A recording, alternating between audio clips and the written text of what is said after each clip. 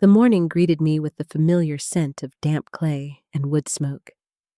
The old cottage on the outskirts of Oak Haven, which I'd built my studio behind 30 years ago, had long since become an extension of myself. I rose slowly from the bed, my joints protesting with a familiar ache. 67 was no joke, especially for a woman who'd spent her life hunched over a potter's wheel. After washing my face, I looked in the mirror at my reflection. A web of fine lines, silver-shot eyebrows, and a tenacious look in my hazel eyes. The years had not weathered my spirit. I was still as grounded and stubborn as the clay I worked with. My hands, permanently manicured with fine lines of dried clay that no brush could scrub away, gave away my profession at a glance. Descending to the kitchen, I put the kettle on and spooned loose-leaf tea into a stoneware pot I'd made ages ago. It was a routine born from years of solitude. Ever since my Arthur had passed away 5 years ago, every day had started the same. Tea, toast with marmalade, and the quiet hum of the radio to keep the silence at bay. I pulled on a thick, woolen cardigan. The house was chilly, and I was saving on heating out of a lifelong habit of frugality. Settling at the kitchen table, a sturdy oak piece that remembered the best of times, my thoughts drifted. This table had seen laughter and arguments when the family was whole. Arthur, me, and our daughter Clara. Now, she rarely visited my home unless she needed something. Clara. At the thought of my daughter, a familiar pang of sorrow surfaced. Where had I gone wrong? It seemed I had done everything right. I had tried to teach her the value of honesty, the beauty of creating something with your own hands, and respect for a life lived simply. But the older she got, the more she drifted away from me and my values. I still remember bringing a 12-year-old Clara to my studio. I was working on a large commission at the time, restoring the intricate terracotta tiles for the facade of Oak Haven's historic library. The work was painstaking, requiring me to replicate the original 19th century designs and glazes. I was proud of the job and wanted my daughter to see that a potter's work was not just making mugs, but a true art form. "Look, Clara," I said, showing her how I mixed pigments to match the original faded color. "It's like being a historian and an artist at the same time. We're preserving a piece of our town's story." But Clara looked at the dust and the mess with ill-concealed disappointment. She was more impressed with the library's benefactor, Mrs. Davenport, who had arrived in a sleek foreign car. "Mum, how many tiles would you have to sell to buy a car like Mrs. Davenport's?" she asked that day. I answered honestly. "An awful lot, sweetheart. Cars like that aren't for people like us." "Then I don't want to be a potter," she declared. "I'll be rich and have people restore my house for me." That was the first crack between us. I tried to explain that not everything is measured by money, that there is pride in one's work, satisfaction from the beauty created, and the gratitude of those who appreciate it. But my words seemed to evaporate before they reached her. The older Clara got, the more embarrassed she seemed by my profession. As a teenager, she never invited friends over. Once, when I came to pick her up from a school event in my clay-splattered van, she pretended she didn't know me and walked home. "You could have at least changed your clothes," she reproached me later. "Everyone could see you were covered in clay dust." "I'm a potter, Clara," I answered. "It's how I earned the money for you to go to that school in your nice clothes. My work is nothing to be ashamed of." But she didn't hear or didn't want to. After school, Clara went to university to study finance. I paid for her education, taking on extra commissions and denying myself many things. Arthur worked extra shifts at the post office so our daughter could have the opportunities we never did. We believed she would appreciate our sacrifices. But Clara returned from university even more distant. She spoke of investment portfolios, leveraged buyouts, and opportunities to get rich that were entirely foreign to my world. My philosophy had always been simple: honest work, quality craftsmanship, a fair price. The conflict of values between us became painfully clear when she married Julian. That man, with his slick suits and condescending smile, treated Arthur and me like quaint relics from a bygone era. His ambition and thirst for luxury fueled Clara's worst tendencies. They bought a house they couldn't afford, a car on a lease they couldn't keep up with, and dressed as if they were millionaires. When Arthur became ill, Clara rarely visited. She always had excuses: work, an important meeting, exhaustion. At her father's funeral, she stood composed and dry-eyed, leaving immediately after the service for an urgent business matter. Since then, our communication had dwindled to rare calls on holidays, which usually ended with a request for money. Temporary difficulties, a promising project, a profitable investment. Clara always found elegant words for her financial troubles. I finished my cooled tea and looked at my hands. Hands that knew how to coax beauty from a lump of earth. Hands that had provided my daughter with everything she needed. Hands she deemed too dirty to be introduced to her business associates. Even after Arthur died, I didn't stop working. Though I could have lived on my pension and savings, work saved me from loneliness and the gnawing thoughts of what if. I took on smaller, more intricate projects: restoring antique porcelain for collectors, creating bespoke dinner sets for local restaurants, and teaching pottery classes to children. People valued my experience and the skill built over decades. Just yesterday, I'd finished restoring a delicate Meissen figurine for Mr. Gable, the town's retired doctor. The work was precise, requiring patience and a steady hand. I spent 2 weeks on it, carefully bonding the broken pieces and meticulously recreating the lost patterns and glaze. Mr. Gable was overjoyed. "Eleanor, you have magic in your hands," he said, his eyes twinkling. Her sincere gratitude warmed my soul. It was moments like these that highlighted the chasm between my relationship with work and Clara's. For her, work was just a means to acquire money. For me, it was a source of pride and self-respect. As I pondered this, my phone buzzed, a missed call from Clara. This was unusual. My daughter rarely called midweek. I pressed the callback button, and she answered almost immediately, as if she had been waiting. "Hi, Mom." Her voice sounded strangely tense. "How are you?" "I'm well, Clara, just in the studio. And you?" "Fine," she said too quickly. "Listen, we need to meet. It's important." I felt a familiar knot tighten in my stomach. Important, in Clara's language, usually meant financial trouble. "What sort of business?" I asked directly. "Not over the phone," she replied evasively. "Julian and I will come by tomorrow morning, around 10. Will you be home?" "I will," I said. "But if you're looking for another loan—" "Mum," she interrupted, "it's not what you think. It's a surprise for you." A surprise from Clara and Julian. In all my years, their surprises had never been pleasant. Usually their visits ended with my savings account being a little lighter and their hollow promises of repayment. "All right," I said after a pause. "I'll see you tomorrow at 10. "Great." I could hear the relief in her voice. "See you then." She hung up, and I sat with the phone in my hand. Something in my daughter's voice had unsettled me. It sounded strained, nervous, almost guilty. I sighed, placing the phone on the table. Whatever Clara was planning, I would find out tomorrow. I woke before the sun, thoughts of the impending meeting with Clara and Julian chasing away any chance of more sleep.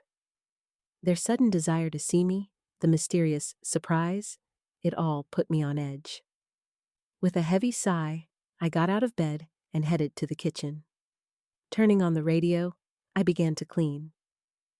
Not that I cared for Julian's opinion, but my own sense of dignity demanded I welcome them into a tidy home. As I dusted the shelves, my fingers paused on a framed photograph of Arthur, a much younger Clara, and me in front of the house. Our daughter was about 8, grinning, holding both our hands. When did that smile become so rare? I recalled her last visit, 3 months ago. Clara had come alone, which was unusual. Julian typically accompanied her on these financial expeditions. "Mum, I need your help," she'd begun, bypassing any pleasantries. "An opportunity has come up, a small investment in a tech startup. The returns are guaranteed, but I need to put down a deposit by the end of the week." I listened, recognizing it as just another of their get-rich-quick schemes. Over the years, Clara had invested in everything from cryptocurrency to an artisanal kombucha company. None of it had ever yielded a return, at least not one that ever came back to me. "How much?" I asked, knowing refusal would only lead to a drawn-out, guilt-laden argument. "10,000, she said, her eyes fixed on a point over my shoulder. "I'll pay you back in 2 months, with interest." 10,000, half of what I had managed to save over the past year. Money I kept for emergencies. "I don't have that kind of money, Clara," I replied. "My pension is small, and my commissions are less frequent now. I can give you 1,000, at most." Her face twisted with disappointment. "1,000 is useless," she snapped. "I know you have savings, Mum. Dad always said you were careful." "That money is for a rainy day," I said firmly. "And judging by the way you conduct your affairs, my rainy day might be just around the corner." We argued. Clara accused me of not believing in her, of being stuck in the past. "If Dad were alive, he would have helped me," she threw at me. A calculated blow that always found its mark. She left, slamming the door, and the silence that followed was deafening. Returning to the present, I carefully placed the photo back on the shelf and continued cleaning. I even baked a simple lemon drizzle cake, a recipe of Arthur's. As the cake cooled, filling the house with a citrusy aroma, I felt a sharp pang of longing for him. He had always been the buffer between Clara and me, the one who could soothe her ambitions and my worries. At precisely 10 o'clock, a brand new SUV, one I was sure they couldn't afford, pulled into my driveway. Clara and Julian emerged, their faces a mask of strained cordiality as they approached the house. I opened the door before they could knock. "Good morning," I said, my voice neutral. "Hi, Mum." Clara's smile didn't reach her eyes. She looked tired. "Hello, Eleanor." Julian nodded, his eyes sweeping critically over my humble living room. He was impeccably dressed, as always, looking entirely out of place. "Come in," I said, stepping aside. "I've baked a cake. Would you like some tea?" "No, thank you," Julian said quickly. "We've just had breakfast." We sat in the living room, an awkward silence stretching between us. "So," I began, breaking the tension. "You wanted to talk about something important?" Clara and Julian exchanged a look. "Yes, Mum," Clara said, clearing her throat. We have some news." She hesitated. "How have you been, Mum? You look well." "Thank you," I replied dryly. "I'm fine. I'm still working in the studio." "Still playing with clay?" Julian's tone held a hint of disdain. "Isn't that difficult at your age?" "It's not playing," I said, my voice level. "I restore antique ceramics and create commissioned pieces. It's a craft that requires skill and experience." Julian had the grace to look slightly embarrassed. Clara rushed to smooth things over. "Of course, Mum." "You've always been a master of your craft." Her compliment sounded hollow. "Let's get to the point," I said, tired of the pretense. "Why are you here?" "We wanted to talk about the future," Clara said finally. "Your future, Mum." "What's wrong with my future?" I asked, a sense of unease growing. Nothing, it's just, you live alone in this big house? It must be hard to maintain. It's not hard, I interrupted. I manage perfectly well. But you're not getting any younger, Julian interjected, his voice slick with false concern. Clara and I worry about you being so isolated here. I didn't believe a word. His concern always had an ulterior motive. Where is this going? I asked. Clara took a deep breath.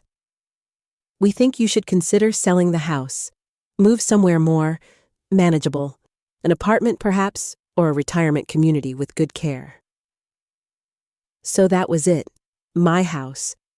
The house where I'd raised her, where every corner held a memory of Arthur. Why on earth would I sell the house I've lived in for 40 years? I asked, anger simmering beneath my calm exterior. To make your life easier, Julian said smoothly. The property market is excellent right now. You could get a very good price and live the rest of your life in comfort. I am living in comfort, I retorted. I have my pension, my savings, and my work. I have enough. They pushed on, listing the supposed benefits of selling. No more worries about repairs, a community of peers, more security. But I saw through their charade. They wanted the money from the sale of my house. No, I said firmly, cutting them off. I am not selling my house. This is my home, and I will stay here for as long as I am able. Julian's face tightened with irritation, but he quickly composed himself. Eleanor, you're not thinking clearly. I am thinking perfectly clearly, I said. You need money. You always need money. It's not about the money, Clara exclaimed, but her eyes betrayed her. We care about you. If you cared, I said, my voice quiet but firm, you would visit without wanting something. You would ask how I am, not how much my house is worth. A heavy silence fell. They exchanged another tense glance. There's something else, Clara said at last, pulling an envelope from her handbag. Remember I said we had a surprise? I tensed. What's in the envelope, Clara? She held it out to me, her fingers trembling slightly. I took the envelope. It felt thick, heavy. I opened it slowly, the tension in the room almost suffocating. Inside was a thick stack of official-looking documents. I began to read, and with each page, my heart pounded faster. They were loan agreements, contracts I had never seen, for an amount that made me feel dizzy. $700,000, taken out against the security of my house, and on every page, a forged imitation of my signature. I looked up at my daughter and her husband.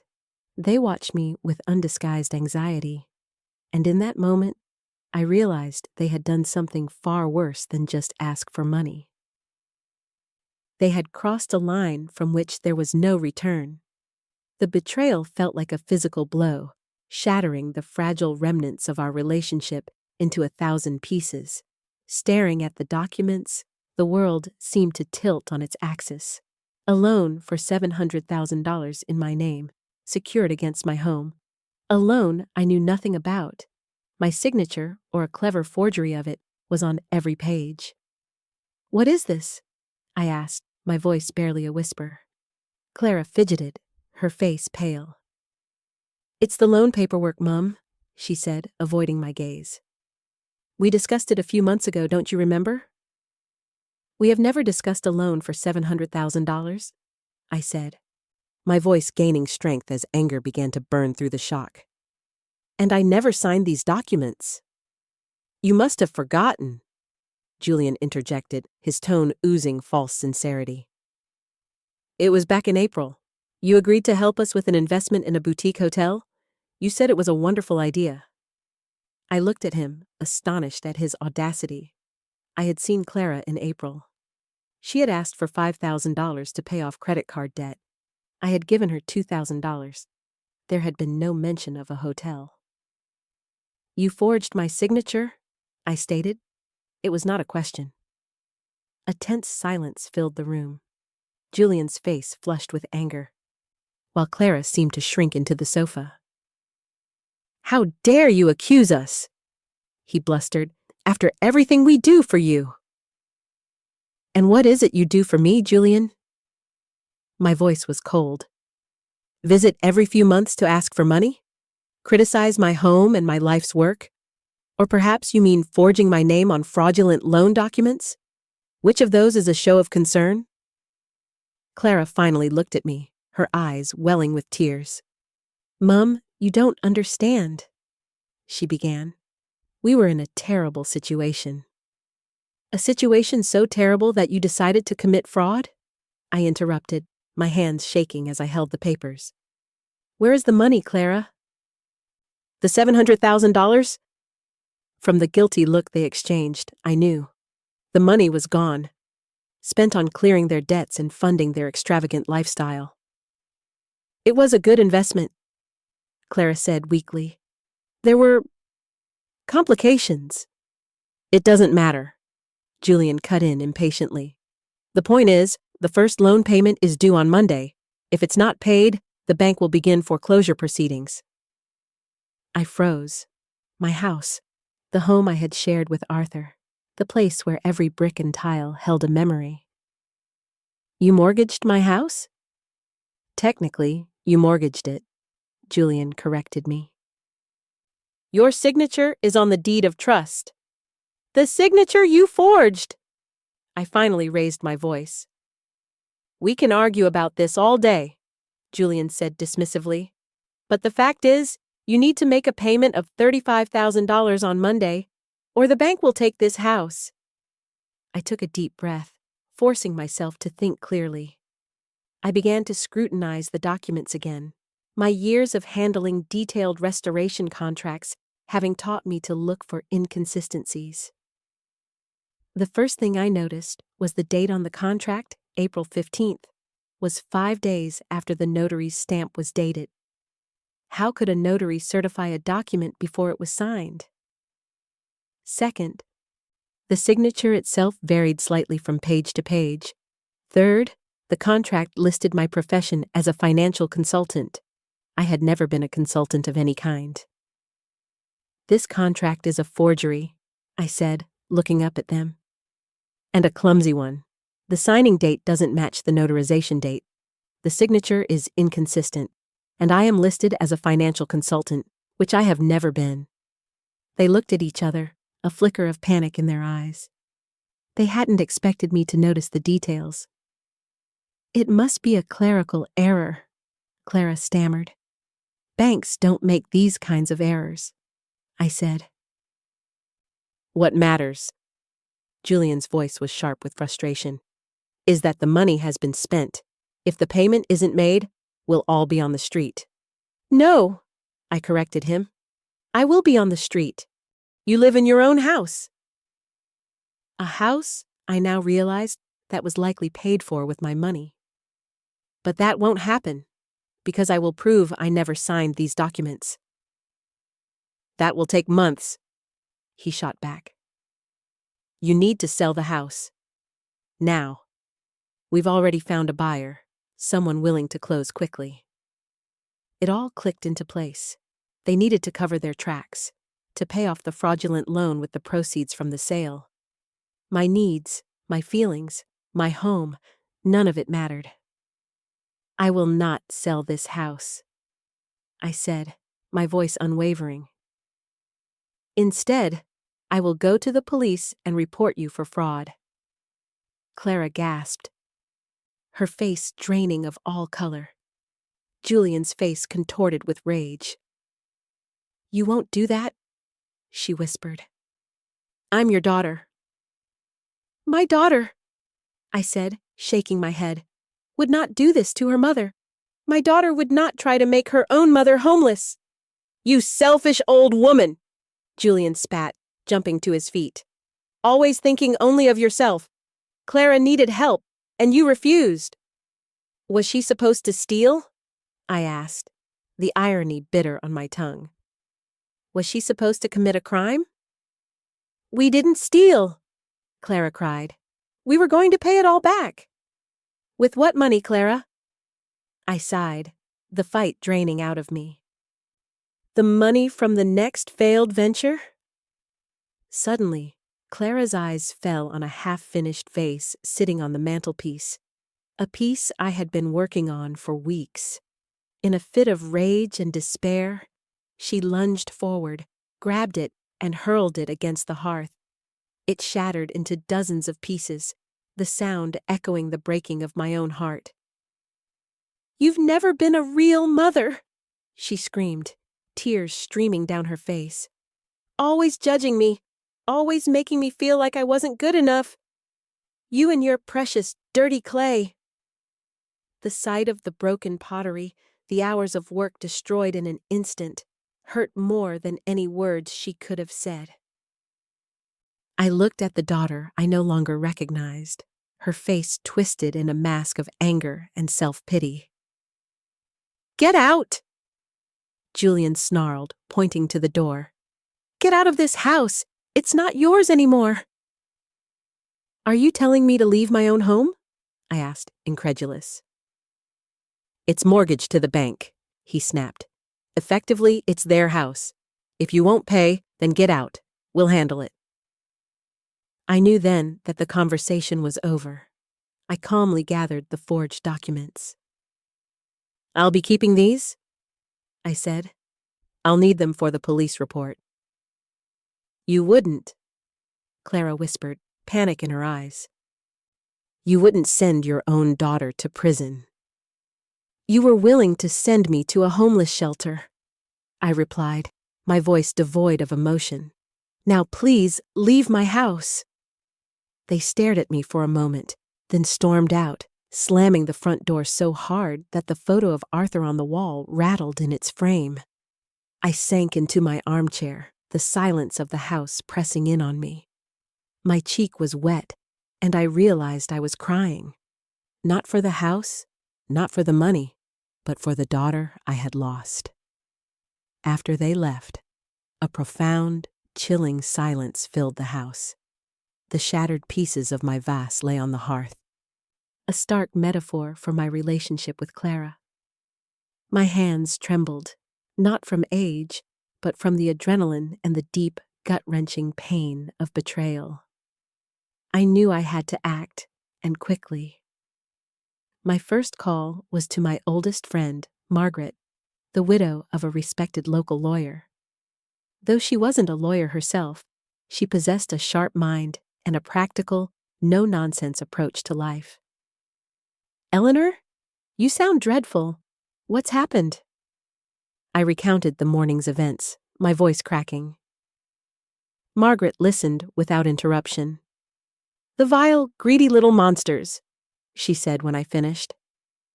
"Right, don't you worry. First, we call the police. Then, we call the bank's fraud department. This is a crime, Eleanor, and you are the victim." As if on cue, there was a sharp, official-sounding knock at the door. Peeking through the window, I saw a police car. Clara and Julian hadn't wasted any time. I opened the door to two uniformed officers. "Ma'am, Eleanor Bainbridge?" the older one asked. "We've received a report of a domestic disturbance." "My daughter and her husband were just here," I said, my voice steady despite the tremor in my hands. "They called you, I presume?" "Yes, ma'am. They alleged you became violent and threatened them." I gave a bitter laugh. "They came here to inform me they've forged my signature on a $700,000 loan against my house, and now they're trying to have me evicted. When I refused to cooperate, my daughter smashed that vase." I pointed to the broken ceramic on the floor. "The only violence here was against my property and my trust." The officers exchanged a look. I held out the envelope. "And here is the evidence of their fraud." The scene that followed felt surreal. I spent the next hour at the Oakhaven police station, giving a formal statement and handing over the fraudulent documents. I pointed out the discrepancies I'd found, the mismatched dates, the inconsistent signatures, the incorrect profession. The officer, a Detective Miles, listened patiently, his expression growing more serious with each detail. Your daughter and son-in-law claim you willingly signed the papers and are now suffering from memory loss, he said carefully. That's a lie, I said firmly. And I can prove it. On April 15th, the day these papers were supposedly signed in Bridgeport, I was in Boston at the annual Ceramic Arts Fair. I have the hotel receipts, ticket stubs, and dated photos to prove it. This was my trump card. Detective Miles made a note, a flicker of something like respect in his eyes. That will be very helpful, Mrs. Bainbridge, he said. We will contact the bank and notify them that this loan is under investigation for fraud. That should halt any foreclosure proceedings. Feeling emotionally drained but slightly relieved, I returned home. Margaret was waiting for me, a flask of hot tea and a plate of sandwiches at the ready. You can't stay here tonight, she said firmly. They know you've gone to the police. They might get desperate. She was right. I packed an overnight bag, making sure to gather the evidence of my trip to Boston. As I was about to leave with Margaret, an unmarked van pulled up. Two men got out and approached the house. Eleanor Bainbridge? One asked. We're from the bank. We've been instructed by Mr. Julian Croft to change the locks and secure the property. You will do no such thing! Margaret stepped forward, her voice ringing with authority. This property is the subject of a police investigation for fraud. You are trespassing. I suggest you leave before I call Detective Miles back here. The men, looking confused, exchanged glances and retreated to their van to make a phone call. It was a brazen, illegal eviction attempt. They had truly planned to throw me out onto the street. The cruelty of it took my breath away. Shaken, I left with Margaret, not knowing when I could safely return to my own home. The next few weeks were a blur of legal proceedings and emotional turmoil. With Margaret's unwavering support and the help of a lawyer she recommended, we began to fight back. The bank, faced with evidence of fraud and a police investigation, immediately suspended the loan. The expert graphologist we hired confirmed that the signatures on the loan documents were forgeries. The investigation uncovered the full, sordid extent of Clara and Julian's financial desperation. They were drowning in over $1 million of debt from multiple loans, lavish spending, and Clara's gambling addiction, a secret she had hidden from me. They had been paying a loan shark who was threatening them, which drove them to the desperate act of defrauding me. It explained their motive, but it didn't excuse the betrayal. The day of the trial arrived. Sitting in the courtroom, I felt a profound sense of sorrow. Across the room, I saw Clara and Julian. They looked diminished, stripped of their arrogant confidence. Clara caught my eye for a moment, her face a mask of shame and fear, before quickly looking away. The evidence was overwhelming. The bank's security footage showing Julian in a poor disguise signing the papers, the expert testimony on the forged signatures, and my irrefutable alibi. They were found guilty on multiple counts of fraud, forgery, and attempted illegal eviction. Before the sentencing, Clara was given a chance to speak. She stood, trembling, and turned to face me. "Mom," she began, her voice thick with tears. I know there are no words that can fix what I've done. I betrayed you. I was selfish and greedy, and I let my problems turn me into a monster. I don't expect you to forgive me. I just want you to know I am so sorry. I looked at my daughter, the child I had raised, and felt nothing but a vast, hollow emptiness. Her apology felt like a lifetime too late. The judge sentenced them both to 5 years in prison, with parole possible in 3. As they were led away, Clara looked back at me one last time, her eyes pleading. I turned away, not out of anger, but out of a pain so deep it had no expression. Returning home that afternoon, the house felt different. It was mine again, safe and secure, but the joy of that was tainted by the cost. I had won the battle for my home, but I had lost my daughter. In the quiet days that followed, I found solace in my studio.